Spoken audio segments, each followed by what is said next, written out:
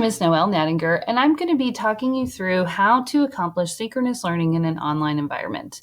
First, we need to understand that synchronous learning means that all the students and teachers are together at the same time for interaction. And that is different than asynchronous, where students work at their own pace without teacher interaction in the moment.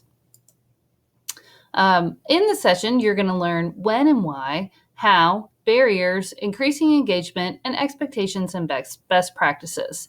But first, we should point out that most synchronous learning that occurred during NTI last spring was through Google Meets, and that's the platform we'll be exploring today. We also want you to know that all of the information in this presentation comes from standards, which are linked here. And those standards include things like collaboration, giving feedback. Okay, so online blending teachers should receive professional development using the synchronous and asynchronous media with which they will be teaching. That's what research tells us. And that's what you're doing today. So when and why should we use synchronous learning? Well, first of all, synchronous learning needs to happen when students should need to be able to apply concepts and collaborate to deepen learning. Also, if teaching material requires immediate feedback or clarification to keep the students on track. Finally, synchronous learning is appropriate when students need to have opportunities to connect with peers to alleviate a sense of isolation. The examples that I think about are a new concept that requires question and answer. For example, if you are teaching students a complex topic like quadratic equations, you may have the students first watch a video, that would be asynchronous, and then bring questions to a Google Meet for further explanation, and that would be synchronous. Another example is making a decision as a class, or explaining a big project and assigning partners. I teach a broadcast journalism class, and at the beginning of our news cycle, we always have a session for brainstorming, and then the students pick their stories. And that would be best accomplished using synchronous instruction through Google Meets.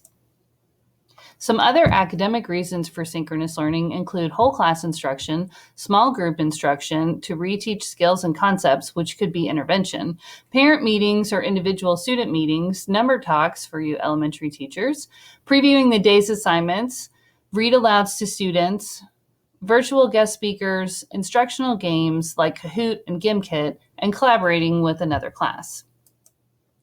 But then there's also the social emotional needs of our students, the connectedness reasons for synchronous learning, such as having a class meeting, doing an at-home scavenger hunt, a talent showcase, show and tell, spirit days, lunch with the teacher, brain breaks, class routines, daily icebreakers, and community building.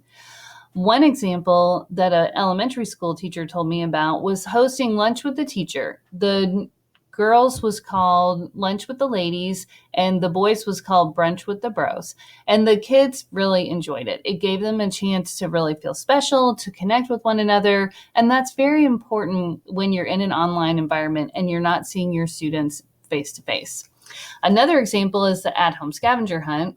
I have a group of Girl Scouts that I'm the leader for. And when we tried to do virtual meetings, the girls were really not participating. But then when we did an at-home scavenger hunt on the theme of travel, because we're planning a big trip next year, they became very engaged. The final thing I would point out is a daily icebreaker. If you're having trouble with your students not talking during your meets, having a daily icebreaker can be helpful because it gives them something to talk about right away. What I'd like for you to do now is at the end of this video, is to click on this bit.ly to go to Padlet. Padlet is an online bulletin board, and I'll just click through to show you. It's very easy to set up. It does keep all of the notes organized however you want them to be organized. And what I'd like for you to do is to click on the in the bottom right corner, and that will create a new Post-it. And then you're going to type in your name, your content area, or grade, and then a way that you think you could use Google Meet for instructional purposes.